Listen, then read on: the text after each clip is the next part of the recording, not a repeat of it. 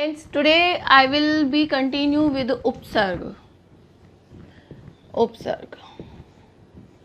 In yesterday's class, I explained तत्सम उपसर्ग। तत्सम उपसर्ग किसे कहते हैं? तत्सम उपसर्ग वे उपसर्ग जो संस्कृत वाले होते हैं, वे शब्द जो संस्कृत के होते हैं और वो हिंदी में काम में लिए जाते हैं। सेकंड इज तद्भव।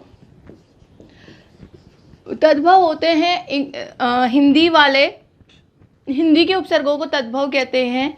और लास्ट है विदेशी उपसर्ग। Students, in yesterday's class I explained tatsam upsarg. Those total are 22 and today I will start tadbhav and I will be completely with videshi upsarg. This one we will complete today, these both. Now we will start tadbhav. तद्भव उपसर्ग कहते हैं हिंदी के उपसर्गों को, हिंदी के उपसर्गों को।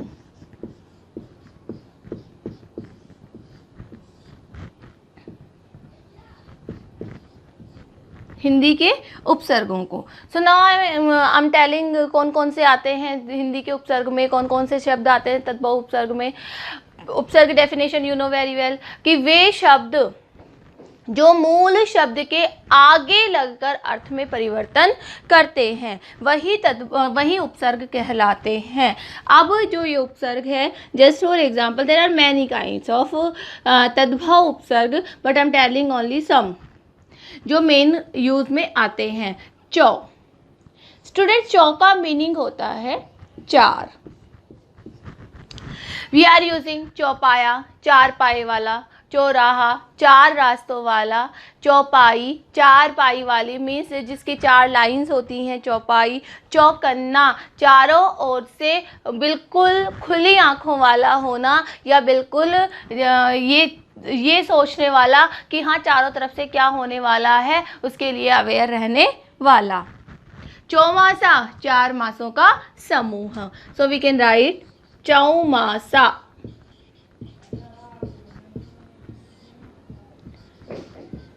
चौपाया,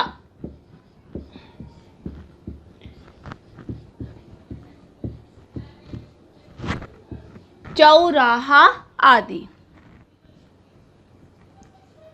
next is भर। स्टूडेंट्स, भर का मीनिंग क्या होता है? You know very well. भर का मीनिंग होता है पूरा। भर पेट, पेट भर के, पूरा पेट भर के। भरमार, बहुत सारा।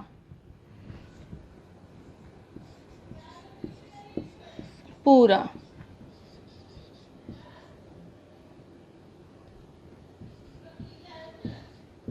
भरपेट,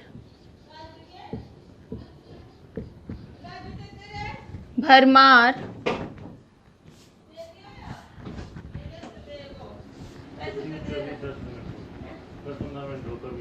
भरपूर। Next is been. और जो बिन का माना जाता है वो होता है बिना। बिना अर्थ में आता है लाइक बिन ब्याह मीन्स बिना शादी के। बिन ब्याह,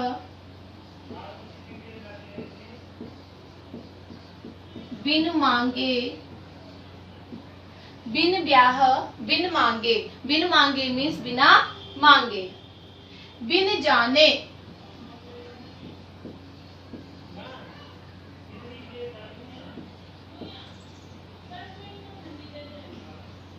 बिना जाने। नेक्स्ट इज अध। अध मीन्स आधा। आधा अर्थ में जो हम यूज करते हैं लाइक अध पका, आधा पका, अध मरा, आधा मरा। तो अध मरा, अध मरा, आधा मरा, अध पका,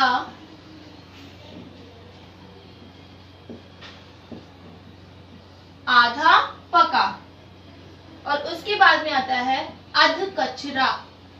मीन्स जो चीज ना तो पूरी तरह से सही है और ना ही पूरी तरह से खराब है। अध कचरा, वो आधी खराब हो गई है। नेक्स्ट इज उन। उनमें क्या होता है, उन वर्ड वी आर यूजिंग, उन prefix we are using for एक कम के लिए, कि जितना भी है उसमें से एक कम। This one thing we are using in digits also like 59, 59 60 से एक कम, 49 50 से एक कम, 39 40 से एक कम। सो वी कैन राइट 59 49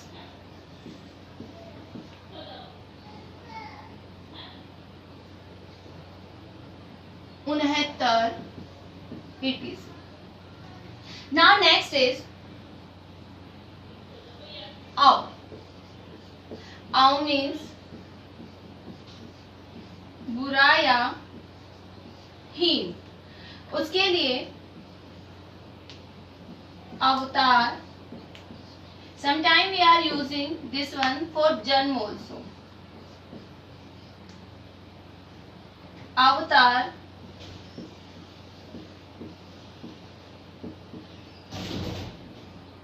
अवकाश,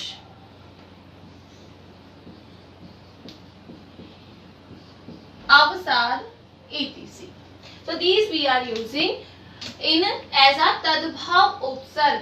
तद्भव उपसर्ग में जो यूज किए जाते हैं। Now next is remaining, last is remaining, that is विदेशी उपसर्ग। विदेशी उपसर्ग नॉन एज आगत उपसर्ग ऑल्सो। आगत,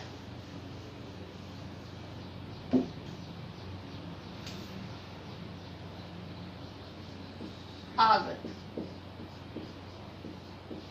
आगत वाय बिकॉज वे उपसर्ग जो विदेशी भाषा से हिंदी भाषा में प्रयोग में लाए जाते हैं। विदेशी भाषा से कहाँ पे आए हैं, हिंदी भाषा में आए हैं, इसीलिए आगत। आगत मीन्स होता है आए हुए। इसमें कौन कौन से उपसर्ग आते हैं, एक आता है बे। बे का जो मीनिंग आता है वो होता है बिना, बेअदब।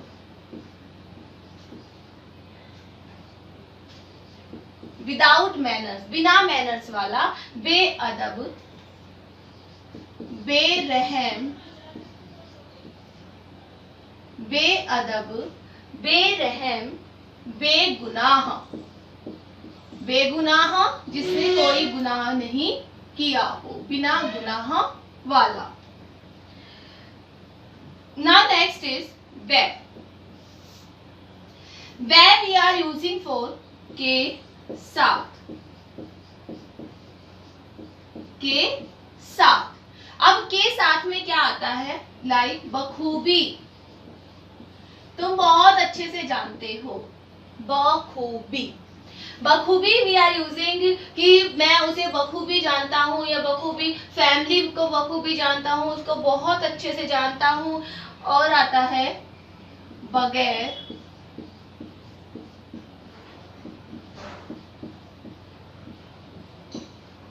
बदौलत आदि। नेक्स्ट थिंग बा। बा का यूज करते हैं हम साथ से, साथ या फिर में। इसमें जो आता है वो आता है बाकायदा। बाकायदा, कायदे के साथ की जो भी रूल्स और रेगुलेशंस बने हुए हैं उनके साथ जो काम किया जाता है, बाइज्जत। कहते ना बाइज्जत बरी हो गया, मीन्स विद रेस्पेक्ट, कि जो भी उस पर वो बेगुनाह था और फिर बाइज्जत बरी हो गया, मीन्स उसने कोई भी गुनाह नहीं किए थे, बिना गुनाह वाला था, बाइज्जत इज्जत के साथ वो बरी हो गया है, उसे छोड़ दिया गया है। बादाम। नाउ जो नेक्स्ट आता है वो आता है बद। बद का मीनिंग होता है बुरा। And this one we are using for बदनाम, बदनाम, बदनाम किसे कहते हैं? जिसका नाम इस दुनिया में बुरे के लिए यूज किया जाता है, जो अपने आसपास में, अपने मोहल्ले में, अपने कॉलोनी में, अपने शहर में बुरा नाम वाला है, वो बदनाम है। वो बदनामी के लिए उसे यूज किया जाता है और वो बदनाम ही माना जाता है। और उसी के साथ जो माना जाता है वो होता है बदकिस्मत। बदकिस्मत, बदकिस्मत। और बदकिस्मत के साथ ही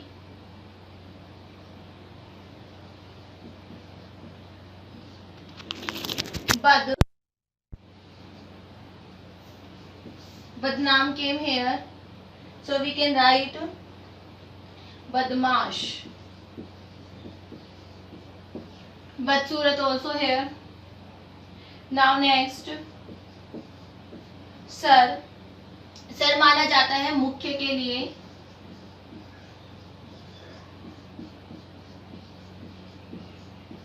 सरताज,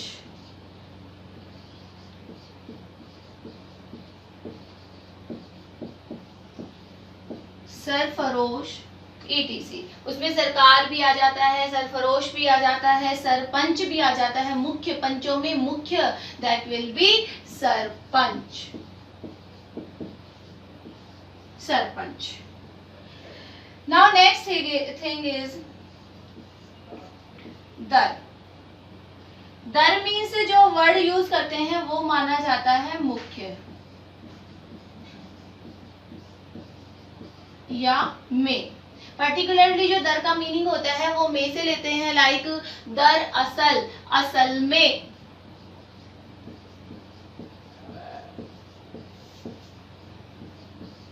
असल में, दर असल, कि हाँ वास्तविकता यही है, दर असल में दरबार,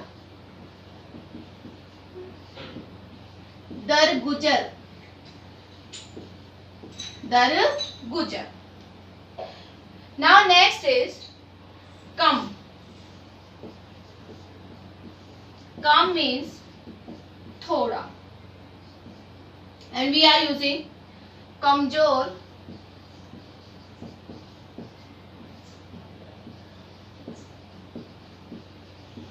कम उम्र, कम अक्ल,